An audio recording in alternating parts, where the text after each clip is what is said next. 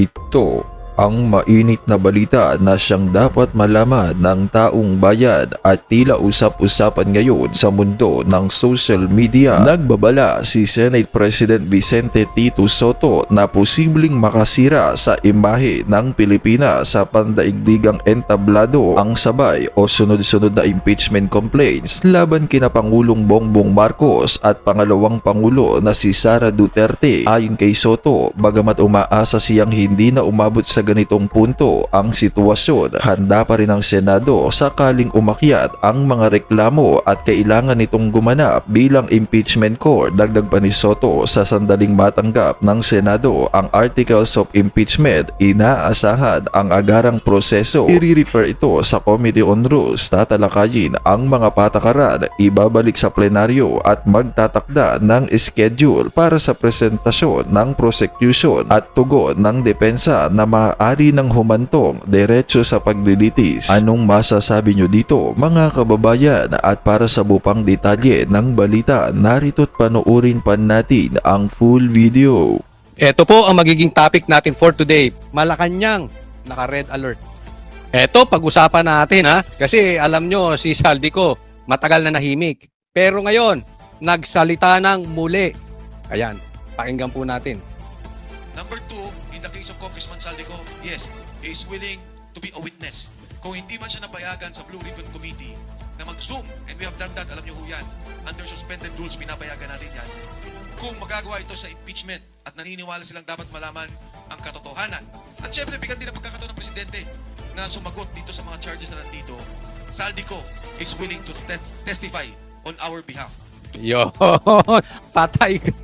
Ay, papatayin nyo talaga si Bongbong Marcos ha. Papatayin nyo talaga. Kagagaling lang sa sakit. Ha? Kalalabas lang ng ospital. Tapos ganito ang magiging balita. Ha? Si Saldico magte-testify. Pag natuloy itong impeachment, malaking bagay yan. Mati talaga si Bongbong. Kaya nga, alam nyo, dapat matagal na itong ginawa eh. Nagkaloko-loko na lang. Dahil pumasok tong si Tito Sotto, tapos ipinalit yung kanyang kumare na si Lacson, ayun, nawala na. Pero ang tinuturo talaga dyan yung tambaluslos at saka yung presidente. Oh, ngayon, ha? Magte-testify sa impeachment. Pero teka muna, ha? Meron tayong narinig from a reliable person. Bubwit sa bubwit natin. Ha? Naku, meron na naman. Sige, mamaya konti pag-usapan natin yan. Doon sa graft and corruption issue at sa lahat na nalalaman niyang bigayan ng pera, maging yung pag-aayos ng budget, hindi ang program allocation. Kung kay Saldico, was he voluntarily offered the being the state witness o kayo po ay nagkumbinsi sa kanya mag-state? Nung malaman ni Saldico na mag-file ng impeachment complaint at lalo kung malaman niya na pinlock, he is willing to testify to enhance the impeachment complaint we have filed. Ayun! Teka muna, mukhang nakakausap ni Defensor o nung abogado si Saldico dahil hindi mahanap-hanap. Yung napakalinis nating mga sekretary na Rimulya Brothers na walang anak na adik. Oy, bakit may ganon? Pambihira. Ito mga Rimulya Brothers, wala yan, malilinis yan, walang kinalaman sa gambling yan, sa pogo at sa droga. Pero hindi nila mahanap-hanap si Saldico. Pero ito, nung nalaman may impeachment, hinarang yung impeachment, gusto nang mag-testify. Tapos, so ibig sabihin, baka nakakausap nga ni Defensor. Nako, talagang aatakihin si Bongbong Marcos niyan. Ang sabi niya, noon nga sa Senate, gusto na niya sa Blue Ribbon Committee. Hindi siya pinayagan. Inaasahan namin na dito sa impeachment complaint ay papayagan siya mag-testify. Yun, pati si dadatnan sa inyo dadatnan si Pinky Lacson yan. Di ba? Gusto nga niya Ito hindi ko maintindihan kay Ping Lacson. Lagi niyang sinasabi na pagka papunta ron ang ebidensya, dapat doon ang iimbestigahan. Ito si Ping Lacson kontra naman ng kontra. Gusto niya mag-testify, hindi naman pinayagan. Hindi naman natin alam kung talagang sino hindi pumayag dyan, si Tito Sotto o si Pinky, pero parehas naman silang kumukontra-kontra sa mga ganyan. Ayaw nila mag-testify. Gusto nila naka-oath. Di ba? Nag-take ng oath. Yung iba naman hindi nag-take ng oath, pinapayagan namang mag-testify. Pero ito ang matindi niyan. Wala kayong awa kay Bongbong Marcos. kalalabas lang ng ospital. O gaganyanin nyo na, ganyan pa ang balita. O, pero alam nyo, may balita tayo ha. Ito daw si Bongbong Marcos. Di umano. Parang isinugod na naman sa ospital. Kakagaling lang doon. Binalik na naman. Di umano. Yan ay sabi nung Butwit. Labas-pasok na daw. Siguro masakit nga. Diba? Pero antay-antay. Kaya nga alam nyo, dapat ito standby tayo. Hindi naman natin sinasabing may mangyari sana kay Bongbong Marcos. Pero BP Sara, huwag kang maglalayo, huwag kang punta ng punta sa dahig. Huwag kang alis ng bansa, lalo't nagkagaganyan na kasi that is very crucial kasi hindi naman natin inaano ayaw natin may mangyari sana, ligtas ang presidente. Pero kung sakali, baka magkagulo, dapat meron nagtitake agad ng oath. Agad-agad. Baka mamaya biglang mag-take ng oath si Torre. Hindi natin alam. O baka mamaya mag-take ng oath si Boying. Malay natin. Pwede yan. According to my jurisdiction, bend the law. The ombudsman can take the oath and be the next president. Hindi natin alam. Everything is possible in this government. Diba? Yung bawal nga, nangyayari. Isipin mo dati, ang corruption, kumakat lang yung mga congressman ng 10%. Ngayon, 100% ghost project eh. Walang proyekto pero may pondo. Ganyan kalupit.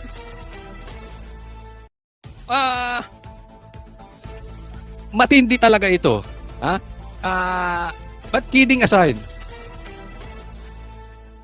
dapat andito si BP Sara. Critical to. Hindi naman nahamin yung mga yan eh. Ng katotohanan, ng totoong kalalagayan ni Bongbong Marcos. So, lalo't ganito, sunod-sunod yan. Hindi na nila talaga mapipigilan to. Sabog na sabog. Kumbagat sa baho, ito ay talagang sobrang baho na. Parang itinapo mo yung basura ng buong Maynila sa isang kwarto. Mangangamoy at mangangamoy, hindi na kayang itago. So, dapat, sooner or later, victory is at hand. Mike, Yeah, go ahead. can you give us details on your communications with Saldico? Did he call you? Did you call him? What was the purpose of the call? Etc. At the proper time, I will divulge. Pero ang primary sa akin is that he is willing to testify before the committee when asked. Kasi very critical yung kanya eh. As pointed out by Attorney Topacio and all the lawyers here, personal knowledge yung kanya. Nag-deliver siya nung sa 25 billion, nag-deliver siya sa Tamarind nung 800 and 200 million. Hindi, iba pa yun. Iba pa yung kay Yusek Bernardo at yung mga deliveries ng pera. So, at the proper time, Tina, magsasalita ko dyan, I will divulge it. Of course, alam kong critical na malaman sino ba lumapit, sino ba nagsalita, at ano yung kanyang interest to present. But what is important here, I think more importantly, is that Saldico is very critical. Sabi nga ni Harold, isang sindikato to na may nagsalita na at nagtuturo. Importanteng malaman natin ang katotohanan dito. Kung walang alam si Presidente, sinasabi niya hindi siya tumatanggap, tingnan natin, paliwanag niya. Pero Saldico is very clear about it and very direct on the bribery at yung pagbibigay niya ng delivery ng pera kay Pangulong Bongbong Marcos. Yun, matindi. So ang issue dito, tinanong siya, sinong lumapit? Sinong kumukonta kay Saldico? Hindi mo na sinabi nitong si Mike Defensor. Ang para sa kanya, hindi yun ang importante. Ang importante, sindikato ito. Maikukumpara yung nakawan sa Ghost Projects as sindikato. So magkakasama yung mga yan. Sabi nga ni Lebiste, 5 sekretary involved. May 2 nang natanggal. Ang total niyan, 7. 5, mayroon pa nakaupo hanggang ngayon. Ganyan po kalupit yan. Kaya sindikato yan. At kaya, very convincing. Kahit korte tatanggapin ang mga salaysay ni Saldico because he is one of the syndicate. Membro po siya ng sindikato na yan. At siya mismo ang nagdi-deliver. Hindi yung narinig ko kay ganito. Hindi, siya mismo nagdi-deliver. Kay Tambaloslos at kay Presidente.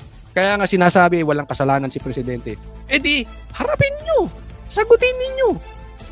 Si Tambaloslos sinasabi niya, hindi siya kukuha ng pera ng taong bayan kahit ni isang kusing hindi siya kukuha. Di patunayan nyo. Di ba? Wag si Lacson ng sagot ng sagot. Ang problema natin dito, si Presidente at si Tambaloslos, tahimik. Tapos si Lacson ng salita. Hindi naman siya ang tinatanong. Di ba? Harapin nila. clarification lang. Saan siya magte-testify? Blue Ribbon or sa impeachment sa House Committee on Sa Justice? impeachment ko, Hindi nga papatay. Blue ribbon o sa impeachment, hindi yan. Imposible. Imposible po na pagsasalitain yan sa impeachment. Lalo na si Ping Lacson at si Sena ang hari dyan, si Tito Soto. Pero, may good news ako. Mamaya, pag-usapan natin yan. Dito muna tayo. Ha? hindi na. Once inallow nila to, and we are given a chance to consolidate and to have the witnesses, Saldico will be one of our major witnesses. At ko lang bakit si Saldico is the best witness sa kickbacks issue ng aming complaint. He is a co-conspirator, and under the rules of evidence, a co-conspirator can be presented as a witness. Kaya hindi nila pwede sabihin walang alam si Saldico. Siya ang may alam. And besides, he's the former chair of the Appropriations Committee of the House. Diba? Chair of Appropriation. Oh, ay siya nag-allocate ng pera. Alam niya yan. Ha? Kung bagat ganito yan, Bongbong Marcos, baka hindi napapaliwanag ng abogado mo sa'yo. Papaliwanag ko sa maiksian lang. Kung bagat sa droga, sabay-sabay kayong nagdodroga sa isang kwarto. Halimbawa lang yan, wala tayong pinagbibintangan. So habang nagdodroga kayo, sabay-sabay din kayo nag-o-orgy. Halimbawa lang yan. At habang kayo'y nag-o-orgy, kinabukasan, sabay-sabay kayo nagbebenta ng droga. So, ibig sabihin sa inyo binabagsak. Example lang. Ibig sabihin, party siya niyan. Nakikita niya.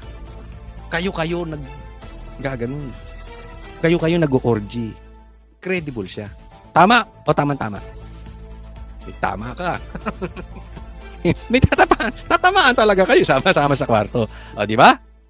So, reliable si Saldico. Pero tingnan natin kasi parang biglang nawala eh. Puntahan muna natin yung impeachment. Sana ito ay matuloy.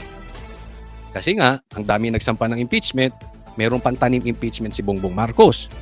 Di ba? Eh para magkaroon ng 1-year bar rule. Tapos yung impeachment na legit, yung sinampan nito sila Defensor et al, kasama sila Chavit, eh hindi tinanggap. Pero yan, pag nag-push through yan, guaranteed yan. Tapos na po ito. Ito, next topic natin, bigyan natin ng komentaryo. Kasi, ang pinag-initan naman, si Chis Escudero. Chis naman ang pinag-iinitan ngayon. Kakatapos lang, kay Bong Revilla, dito naman sila sa mga senador. Siyempre, yung artista, maingay yan di ba? Kita nyo ngayon, araw-araw balita si Bong Revilla. Artista, ito naman, asawa ng artista, si Chis Escudero. At siyempre, marami kay Chis Escudero. Dahil ang sinasabi ng iba, hindi raw natuloy ang impeachment VP Sara dahil kay Escudero. Na hindi naman talaga totoo. Kasi gusto lang padaanin sa tamang proseso, padaanin sa due process. Yun naman din ang naging desisyon ng Supreme Court. So maraming galit kay Chis Escudero. Siya naman ang pinag-iinitan ngayon. Pag-usapan natin. Kung gusto may paraan, kung ayaw may dahilan. Isa yan sa mga inirereklamo ng abogadong si Attorney Marvin Aceron laban kay Senate Ethics Committee Chair J.V. Ejercito. Tila tinudugan daw kasi ni Ejercito ang nakabiping ethics complaint laban kay Senator Chis Escudero na may kinalaman sa pagtanggap niya ng donasyon sa kontratistang si Lawrence Lubiano, ang may-ari ng Centerways Construction. Hinain ang complaint laban kay Escudero noong Oktubre ng 2025. Pero after about 109 days, kahit pag-assign daw ng case number, hindi man lang daw masimulan ng komite. Kung kaya raw ng House Ethics Committee i-handle ng mabilis ang kaso ng kay Representative Kiko Barzaga matapos ang kanyang di umano'y seditious activities, dapat daw ganito rin ang pag-uusad ng reklamo kay Escudero sa Senado. Yan. Gustong i-ethics committee. Ito si Chis Escudero. At bakit daw nagawa kay Kiko ng mabilisan hindi nagawa dito kay Chis Escudero? Ang bilis nga nyo eh. Diba? Si Bong Revilla nga kinulong nyo agad-agad mga animal kayo. Samantalang yung presidente at saka si Tambaluslos tinuturo na sa Blue Ribbon. Ni ayaw nyong imbestigahan, ni ayaw nyong ipatawag, ni ayaw nyong ang pag-usapan Galit din sila kay Chis Escudero kasi sinabi niya the name that cannot be mentioned kung hindi si Tambaluslos. Alam naman natin lahat. This is public knowledge. Luzon, Visayas, Mindanao, alam natin involved si Tambaluslos Diba? Tapos nagmamadali kayo. You are talking about ethics dito? Sino ba yung abogado na yan? Ba't hindi mo ipa-ethics? Si Tito Soto nagka-leche-leche yung investigasyon. Ba't hindi mo ipa-ethics si Lacson? Na kung saan papunta yung investigasyon. Nasabi magsasubmit ng report, partial report, bago magpasko, hindi nagsubmit ng partial report. Ba't hindi yan ang mga ipa-ethics mo? Bakit pinag-iinitan nyo si Cheese? Pinatatanggal si Ejercito bilang Ethics Committee Chair at pinai-inhibit siya sa pag-handle ng ethics complaint laban kay Escudero para ma-preserve daw ang integridad ng Senado. Sagot ni Ejercito, Gago! Para ma-preserve ang integrity ng Senado. Alam nyo kung sinong nakakababoy sa Senado? Yung Blue Ribbon. Tingnan nyo kung paano. Kababuyan. Diyan po, baboy na baboy ang Senado. Hindi yung ginawa ni Cheese. Kasi yung ginawa ni Cheese, yun din ang desisyon ng Supreme Court, naaalala nyo? Hindi ako nagsabi nun. Sumang-ayon ang Supreme Court doon. Huwag nyo sabihin kakampi ng Supreme Court yan. E di nagkaloko-loko tayo kung hinayaan lang ni Cheese matuloy. Tapos sasabihin ng Supreme Court unconstitutional yung impeachment. Eh di ba? Hindi ba tama lang yung ginawa ni Cheese o tamang-tama? walang negligence sa bahagi niya dahil hindi pa buo ang membership ng kanyang komite, kaya hindi pa ito makapag-hold ng meetings o hearings. So, ano yung pinagsasabi niya? Di ba? There is no committee to speak of as of the moment. Sa tingin niya, hindi magpo-prosper ang nasabing ethics complaint laban sa kanya. Sino ba yan? Saan nga ba Hindi, abogado yan, Consoli. Sino-sino mga numusulpot na. Anyway, ang sabi ni JB, wala pa naman yung ethics committee. Wala pa naman yun eh. So, hindi pa talaga gagalaw yan. Pero hindi yun ang issue. May ethics committee o hindi, walang ethics committee. Hindi dapat pinag-iinitan si Chief. Yan yung, ang dating kasi ng mga ganito, yung mga double standard. Okay? Kaya nakakaasar eh. Parang, bulag ba kayo? Hindi nyo nakikita na maraming dapat sisihin sa nangyayari ngayon. Sisihin nyo yung mga hindi naman involved sa ghost projects. Pero kung kailangan daw niyang mag-inhibit, gagawin niya ito. Na-assign si Ejercito bilang chair ng Ethics Committee isang araw bago mag-adjourn ang Senado nitong Oktubre. Kasunod niyan ang serye raw ng budget hearings at BICAM. So there was no chance really for the committee members or the composition of the ethics committee to be read in plenary, which is a requirement for it to be constituted. So hindi ko po kasalanan, gustuhin ko mang magkaroon na ng hearings or actionan yung mga complaints. I cannot because the committee has not been constituted as of the moment. Hindi rin daw ito dahil malapit siya kay Escudero. Sa ngayon, iisa na lang naman raw ang bakante sa Ethics Committee bago ito makumpleto at aprubahan sa Senate Plenary. Ano lang, yung time lang. So hopefully, itong when we resume this January 25, it can already be read already in plenary. And Ako, yung makasagot ni JB, tama naman, may punto siya, wala pa naman yung ethics, etc. etc. Pero kung ako yan tatanong, kunwari senador ako, tapos gaganyanin ako. Di ba sabihin ko sa iyo, di ba pwedeng mag-focus muna tayo dito sa nakawan? Ninanakaw ang pera ng taong bayan sa baha habang nababaha yung mga Pilipino na mamatay. Ano ba yung mga gusto nyong unahin? Hindi naman ibig sabihin, kakalimutan natin yung mga yan. Hindi po. Pero huwag tayong lumihis. Ba't kanya nagsagot ng Senado eh? Diba? already the ethics committee. Nasa 4 to 5 senators ang nakaharap ngayon sa ethics complaint na hindi pa muna pinangalanan ni Ejercito. Tatalakayin daw ito isa-isa sa first in, first out basis. Sa Lunes, January 26, inaasahang magbabalik sesyon na ang Senado at hihintayin niya kung mabubuo na nga ang Senate Ethics Committee. Para sa agenda. So, ang sabi dito, 4 hanggang 5 senador nahaharap sa reklamo. Hulaan ko kung sino yan. Inuna nila si Bong Revilla kasi hindi na senador eh. So, talagang nadisarmahan na si Senator, ex-Senator Bong Revilla. Pero yung 4 na yan, si Jinggoy, si Cheese, posibleng si Villanueva, alam mo na, yung nasa minority. Yan ang kaya nakikita po natin na kitang-kita na obvious na ito ay harassment. Diba? Kailangan, sige, sasampahan kayo. Manahimik na kayo. Sabihin ko sa inyo, eto ba ikatang isip? Tingnan nyo yung nangyari kay Libiste. Nung nilabas na yung Cabral files, sinilipan si Libiste. Ang sabi nila, matagal ng kaso ni Libiste to. Tanga! Hindi naman nyo dinidiscuss yung kay Libiste. Ngayon nyo lang pinag-usapan. Biglang pinag-usapan ng ombudsman, biglang pinag-usapan na ng mga vloggers, biglang pinag-usapan na ng media, biglang meron na tuloy sinisilip kay Libiste kung kailan lumabas yung Cabral files. Ganito rin dito. Alam nila yung hindi nila kayang pilipitin ng leeg. Alam nila na pag nasampang impeachment, eto mga to boboto laban kay Bongbong Marcos. So ngayon pa lang, pahirapan na natin. Ngayon pa lang takutin na natin. Chilling effect yan. Kaya pinipilit nila sampulan na natin to. Ano na to?